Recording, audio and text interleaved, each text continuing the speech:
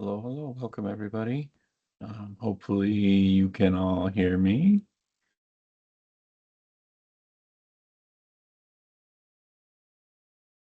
Perfect, thumbs up, love it. Thank you, thank you, thank you. All right. Well, we will go ahead and get started here in just a moment. Today we have our special guest, Kristen, Judge Advisor Kristen, for two of the Wisconsin events that we'll be talking for. That'll be the highlight of the evening, but we'll go through some regular things. Feel free to throw any questions in the chat. We do have a Q&A here, but I think if you can, yeah, let's just throw them in the chat for today. Okay, let's go ahead and get started. So January 22nd mentor call. Now the season has started. These are bi-weekly during the season because things are happening. Hopefully everybody we are all fully into the week 3. And so I don't know about the rest of you guys. I'm in like the week 3 willies kind of mode. Like it's all a little crazy. Thumbs up, thumbs down emojis on how everybody's feeling right now with you and your teams or you personally there. Yeah, the O face, that one, yep, is about how I feel. It's like yeah, yeah, good, good, awesome. Still January though, so we still have a couple, still like 2 months. Well, we're probably just short of 2 months out from Seven Rivers at this point. So awesome, awesome. So pretty standard agenda today. Talking about volunteer stuff because we are in the season now, and so um, yeah, we're hitting the point where we really need to start like hounding on volunteers. Deadlines, some community field discussion, just a reminder about upcoming scrimmages across the state. And then the big part, the judge advisor update with Jay Creston Flickinger. I should have figured out how to say your name before this, Kirsten. I'm sorry. All right, so volunteer needs. This slide hasn't changed in a couple meetings, but we are in need of volunteers. And so I'm going to talk specifically for a moment about robot inspectors. So Seven Rivers is actually good on robot inspectors now. I didn't update this slide, but they are good. But the other two events, Phantom Lakes and the Wisconsin Regional, are still in need of robot inspectors. Phantom Lakes especially. Um, Robot inspecting is a great one for technical mentors of teams that are attending the event to help out on the first day. So at Phantom, that would be helping out on Thursday, like afternoon. And on Wisconsin, that would be helping out like Friday all day. After that first day, you are welcome to just go back to your teams and really only volunteer that first day. But because we all know how that mad rush of teams going to inspection is now, um, the first few hours of each competition, the more inspectors we can have, the better and quicker we can get all the teams through that inspection process and onto not only the practice field, which still this year requires inspection, I believe. I don't think that changed.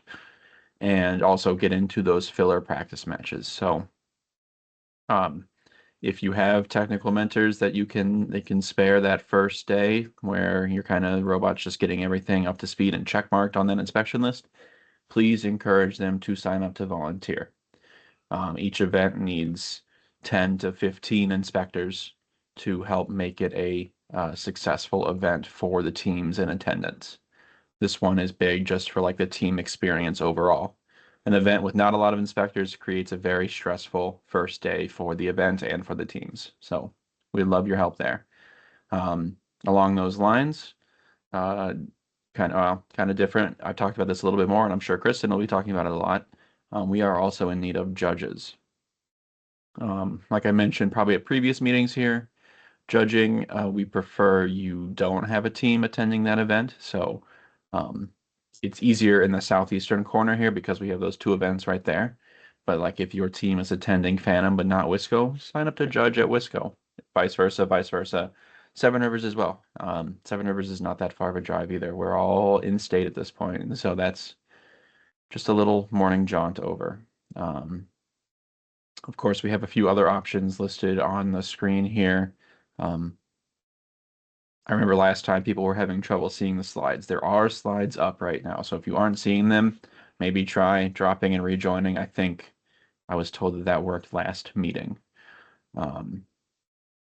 But yes, signing up to help volunteer at these events is a great way for you to help the First Wisconsin community and your fellow teams move forward here. Also great for alumni.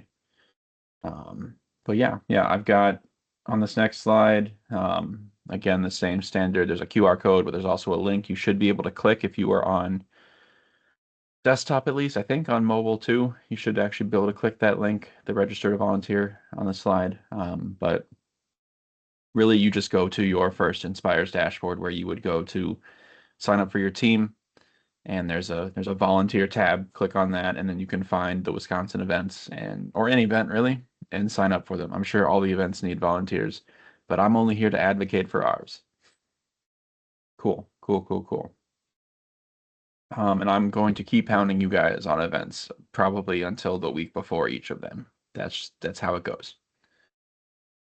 All right. Upcoming deadlines. So additional event payment was due about an hour ago.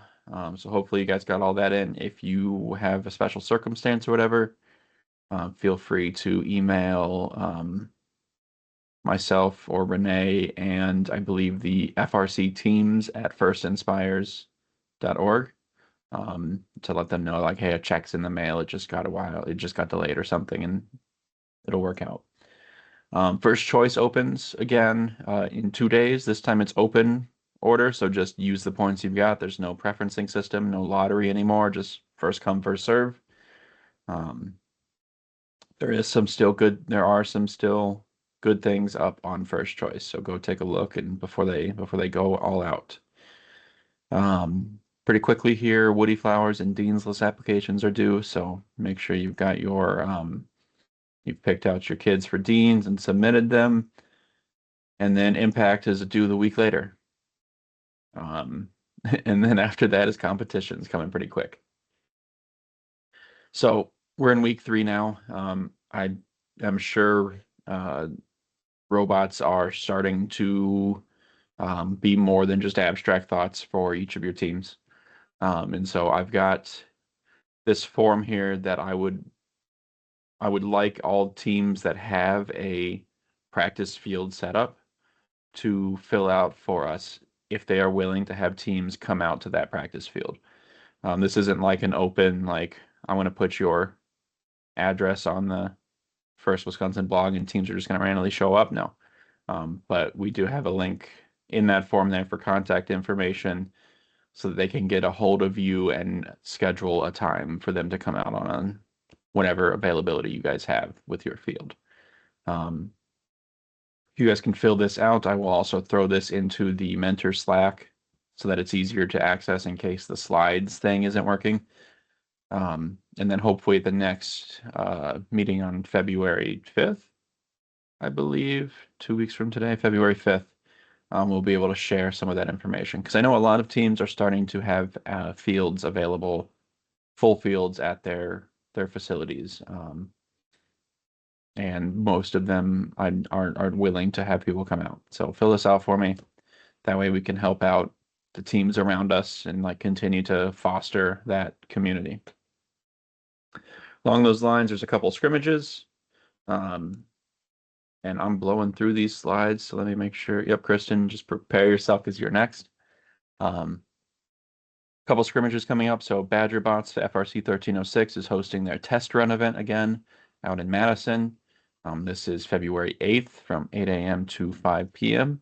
That link should bring you to their sign up form, but it is team1306.com/test run. Is the 1306 a full field? It looks like it is a half field setup, it says. So it's not quite the same kind of scrimmage. I'll read the blurb here. So Test Run is a preseason opportunity for teams to test their robots and receive advice from professionals at Isthmus Engineering's world-class facility. We will have a half field setup with team edition field elements.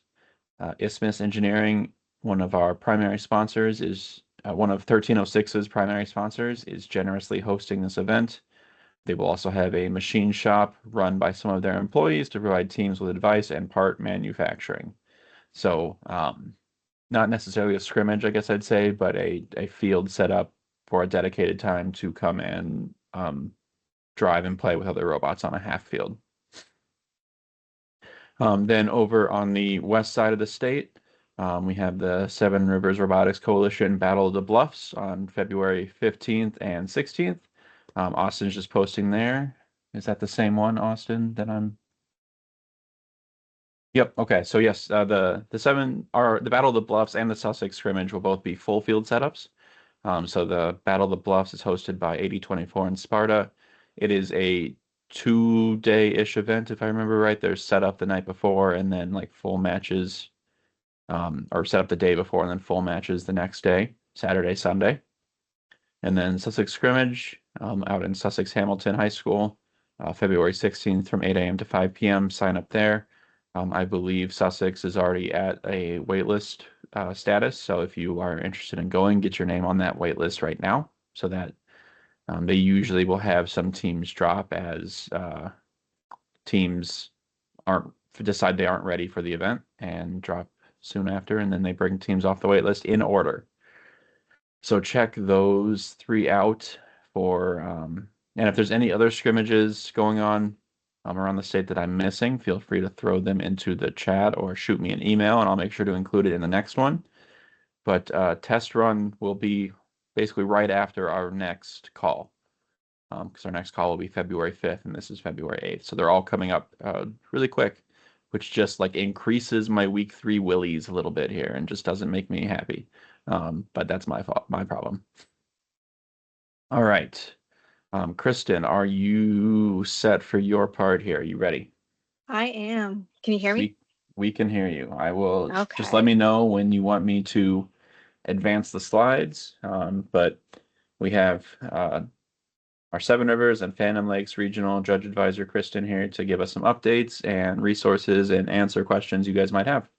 Take it away. Yeah. Okay. So thank you.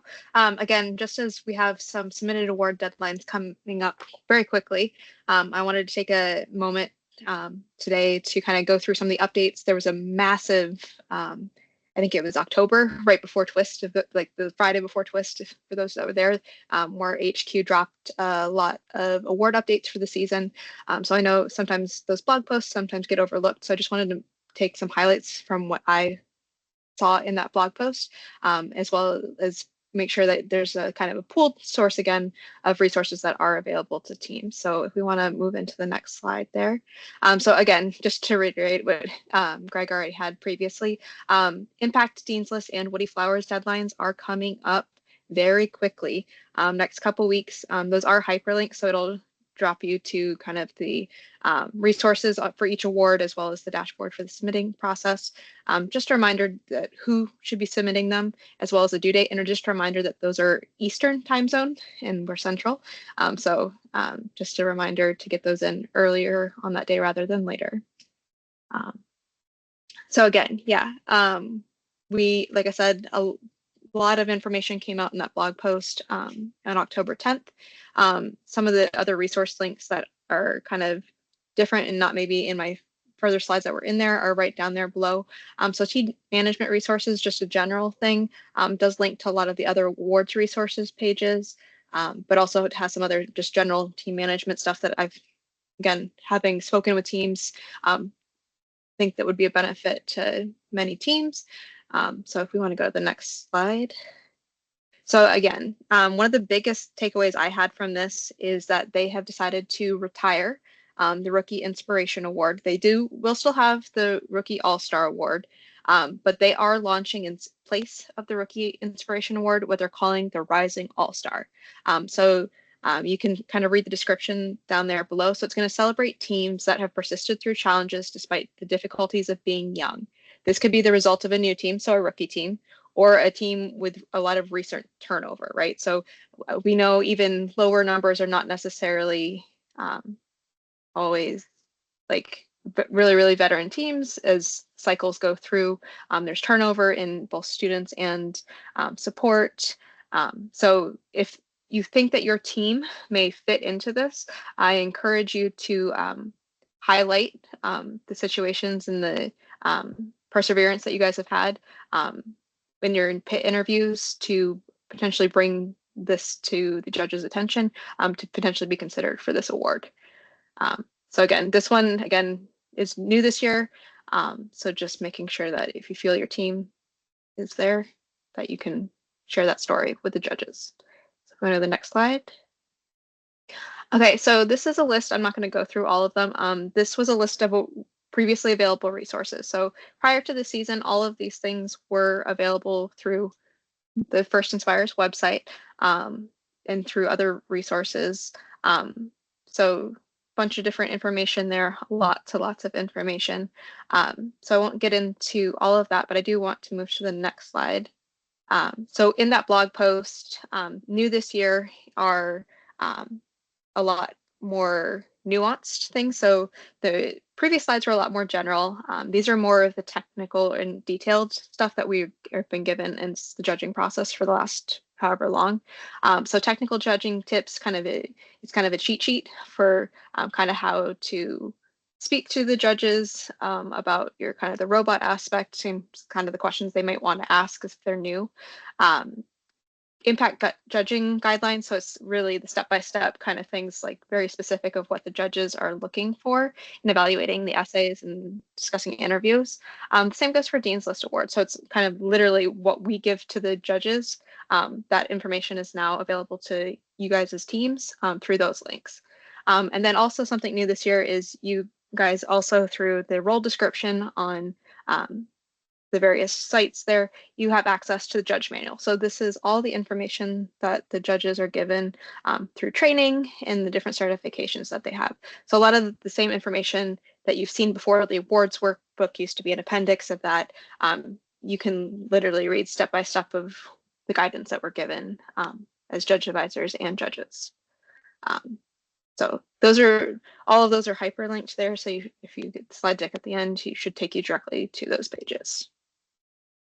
But yes, submitted awards. So as we come up on our submitted awards deadline, some big things that I wanted to touch base, especially for impact there, impact award video. So I think this was a couple years ago now. They took away the requirement to have a video. So again, a video is optional still. But the only way now to submit that is through the submission portal at the time of your submission. We won't be receiving USB links or flash drives, CDs, any of the stuff that we used to receive it on. So I think this is something that teams struggled with a lot the first year, was understanding that that was the only way to provide a video for that process. So I think even if you're not ready with a video directly right now, there are some pointers below there that we've seen a lot of teams use this most recent year, is to just put a link, create a Google Drive folder link somewhere, include that in your submission. That allows you guys to have the opportunity to put a video in there at a later date, right? Again, competitions potentially up to a month or month and a half from when you have to submit this. You might be generating more content for your video. It allows you to give more of recent information into that event or a little bit more time if you need it for polishing. But without that link in your submission, there's really no opportunity for you to submit a video in person at the event. So even if you choose not to put something in that folder at the end, just giving yourself the opportunity. And then when you do that, make sure you set the permissions to be able to, anybody with the link can view. The challenge that I had last year was when I went to open a lot of them just to check who had videos prior to the session starting in my check-in that I do on practice day. I found that at least half had their permissions set where I couldn't access the videos. So just help us out, especially if you want it to be shared in make sure that those permissions are set so that like anyone with the link can view. Um, just a reminder, as you're preparing the materials and they're kind of putting together that story that you have, right? Or you're allowed to leave materials with the judges for review, but we also ask that you're mindful of this quantity of materials that you leave. Again, I think it was half of the field at Seven Rivers last year applied for impact. I think it's at least that, if not more, at Wisconsin, I heard. So just lots of information, lots of knowledge, or that maybe the judges may not have. They definitely don't have the chance to read all of it, right? So I really encourage it to be the highlights, making sure that it's one unit, right? So they're not having to chase papers around. That's really helpful. And again, we're looking to focus, as the Impact Award does, on the last 4 seasons, right? So current season back 3 years, right? We're looking to know what your current team's doing. So I know a lot of the historic teams have really long running initiatives, right? So it's great to highlight the start of those, but the judges are really interested in what the current team's been doing to further those unique stuff that they've started on top of that, right? How they're continuing that legacy. So that's what we're looking to focus on. And again, something that they've started in the last 5 or so years. They really starting to put I guess it's more like 7 now. Time goes with COVID, last 3 years. They started really putting a focus on first related activities, as you'll see through the impact guidance that they have there, right? They're given a little bit higher for consideration when all things are equal among two teams, right? First related activities are supposed to rise on that. But again, STEM related activities are still great. So make sure you're highlighting both, especially I know it's not always easiest to get first specific things into your community, but it maybe is a little easier for STEM. Make sure you highlight both, but just be aware that that is kind of the guidance that we're given. Another thing I want to put at the bottom there, silent observers are allowed as long as they're silent. And they're actually, I would highly encourage them. It's a great opportunity for additional feedback to the teams, real-time feedback, right? Any team that does apply for Impact Award does get written feedback within 48 hours in the portal. But again, sometimes the people that are on your team are maybe closer and they can kind of see maybe where messages got left out and different things like that, especially if they get the feedback and like, oh, they didn't miss this part. There might be feedback mechanism for your silent observer to give that feedback. It does not penalize the team. I want to make that clear. I really actually think it's a benefit to have them. So that's impact. Dean's List. Same thing for the silent observer. Again, sometimes this is the first time that students are going one-on-one with adults. So it might be comforting to have an adult that they know with them. Again, silent adult observer feedback, right? Especially if it's the first time that they're kind of going to an interview, right? And then for the submitted portion here, as well as some of the interviews, for those that are writing your Dean's List essays, I really encourage you to use the full character allotment, right? So just a reminder that the world's judges, if your student's selected from the regional, they don't actually interview the students again. So the world's judges, all they get is your essay write-up, as well as the comments and like the handful of feedback questions that the judges put in at the event, right? So that's all your world's group is getting. So I, again, really encourage you to maximize the potential of using all of the characters. Sometimes I think it's helpful for those that are writing to seek information from others, maybe beyond your team, other people in your student's life, to give a more rounded snapshot of their experiences, different outside interests and such. I think there's it was last year, it was new, it was kind of a free form filled, was like the last question of like stuff that's not related to the team that your student does, kind of giving a place to show their other connections and involvements in leadership. I really encourage you to make sure that have the student read the essay before they know, so they know what information is highlighted in your submission. Also, again, especially if right before they do their interview, right? I would have them reread their essay because again, it's a month and a half from there, just as a refresher to know what was submitted and what the judges have access to, as well as to kind of know, hey, what have I done in that last month and a half, especially if they're like team leaders and such. What do I want to highlight from this current season that maybe wasn't captured because we're pretty early in the season, right? So it gives them the opportunity to add that additional information. The big thing here is also to highlight the students' individual achievements. Again, first is a big community-based thing. It's a lot of we's and stuff as you talk about your teams and stuff generally in the pits. This is Dean's List is one of those things that I like to say. It's a me, not we. This is the one time in all of this stuff that we really encourage the students to take the I's and the me's in their conversation, right? This is the time for them to shine. So we do want to see that kind of in the essays, in their interviews as well. Again, if you're talking about all the things the team does, their different events, what was that student's individual contribution to that? Was it the student that just came to volunteer day of, or was it that student that was spearheading the whole initiative, going out, getting the sponsors, doing the coordination, that kind of thing? That's kind of what we want to see. And so that kind of goes into my last point, right? Specific examples and experiences rather than general statements. I know the kids do such great work and it feels like it's easier to kind of generalize. They do all these things, but a lot of people do that and you don't get the specific details, right? So really encourage you to kind of what those things that are unique that would set them apart. That would be my advice for Dean's List. Okay, yes, best practices. So again, I don't know if this is relatively new or I think it might be one of the newer links there. That is a hyperlink to kind of a list of things that HQ is kind of saying is best practices for judged awards.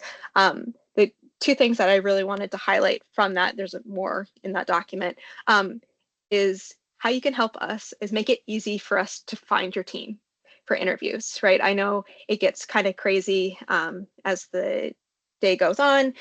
You're starting to queue for matches, practice field time, you're in the queue, you have students going to interview for the special awards, scouting, all of that.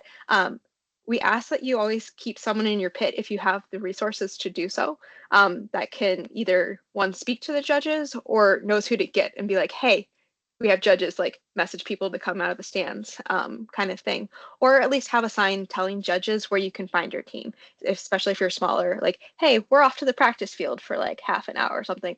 It allows us to try to track you down and make sure that we have the time to give you without having to spend it chasing and chasing and chasing. And the other big thing is this is your opportunity to tell the judges your story about your team, game design, robot. They're really there to listen to all the great things your team's been doing. So just make sure that you're the best advocate for your story, right? Just make sure you're telling the judges everything you want to tell them. They do have to kind of move on from time to time, but making sure that you know what the highlights of your story are. I think is that it? Cool. Yes, that was So the I last know slide. it's a lot. I speak fast. I'm very sorry, but very passionate about this.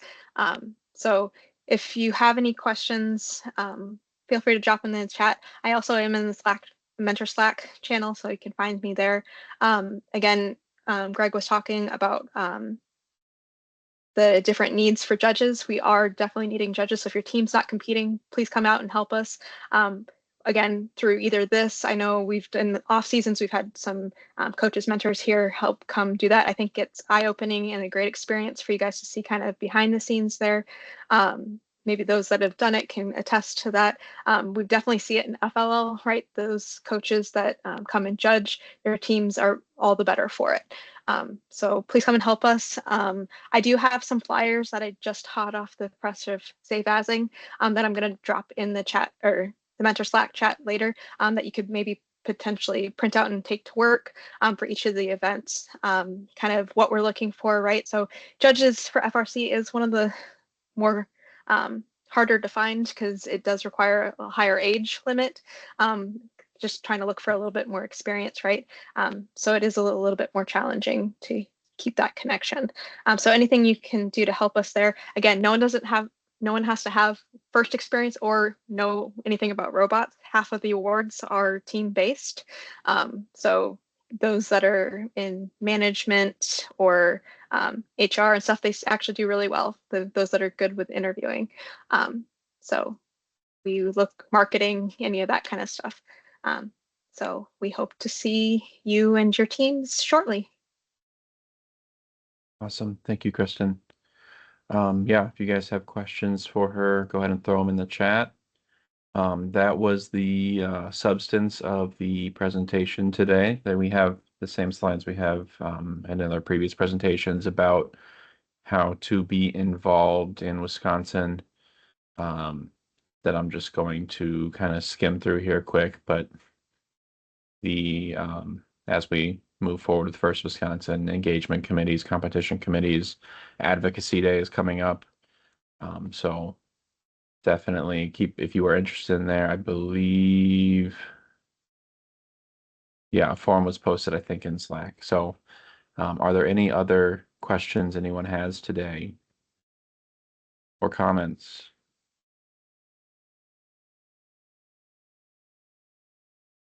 Awesome. All right. I've got to hop off here. But thank you all for attending. Our next one is February 5th in 2 weeks. Hopefully we'll see you all there. If you guys want to reach out, Tim, I think we'll need judges as Phantom, but we'll keep you in the loop. We'll keep you in the loop. All right. Everyone, just get into Slack and pay attention to the mentor Slack and ask questions there, and we'll talk to you guys in 2 weeks. Bye.